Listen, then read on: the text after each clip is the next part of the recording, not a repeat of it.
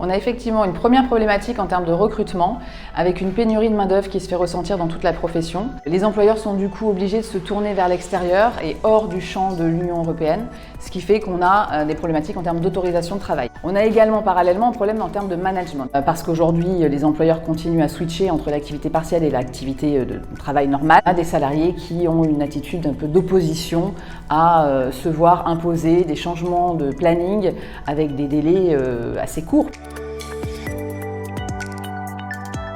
On se rend bien compte de la lourdeur de la mise en place de certains dispositifs ou alors du ralentissement dû à certaines notions qui ne sont pas assez bien définies. Et puis, il y a une autre notion qui pose fréquemment problème en droit du travail, qui est la notion de groupe, qui aujourd'hui revient sur le tapis, moi, chez mes clients, parce que eux, ils veulent faire venir de ce qu'ils appellent des task force, c'est-à-dire du renfort salarié de main-d'œuvre venant de sociétés étrangères.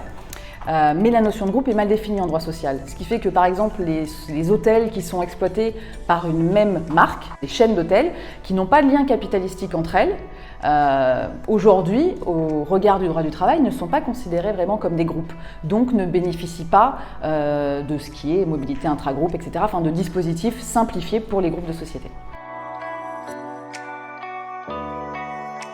Aujourd'hui, la problématique qui se pose, c'est qu'est-ce qu'on fait? Est-ce qu'on fait de l'activité partielle de droit commun ou est-ce qu'on fait de l'activité partielle de longue durée? Même sur notre bassin méditerranéen, on a des villes qui sont beaucoup plus favorisées en termes de flux touristiques que d'autres. Des hôtels qui marchent très bien et d'autres qui sont encore à des taux d'occupation qui sont très faibles.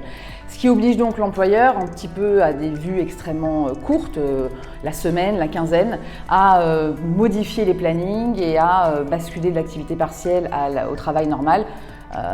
Sans vraiment savoir quelle va être la consommation d'activité partielle. Oui, il y a eu un changement notable, un accord de la branche HCR qui a enfin négocié un accord sur l'activité partielle de longue durée, sur la PLD. Cet accord date du mois de mai, donc il date du 25 mai 2021. C'est un accord qui, au niveau de la branche, met en place l'activité partielle de longue durée, ce qui était une attente assez prégnante des entreprises du secteur, parce que l'activité partielle de droit commun va vers une dégressivité. Et donc il fallait vraiment instaurer quelque chose de pérenne au niveau de la branche. Néanmoins, il n'est pas encore étendu, il n'a pas fait l'objet d'un arrêté d'extension. Ce qui fait qu'aujourd'hui, il est applicable uniquement aux employeurs signataires de l'accord ou aux employeurs qui sont adhérents à un syndicat signataire de l'accord. Donc on a encore deux situations dans cette branche, avec les entreprises qui ne sont ni signataires ni adhérentes à un syndicat signataire, qui vont devoir faire un accord collectif pour pouvoir bénéficier de la PLD, et les entreprises qui dépendent d'un syndicat ou qui sont signataires, qui elles vont pouvoir passer directement par l'accord de branche pour mettre en place un document unilatéral en interne.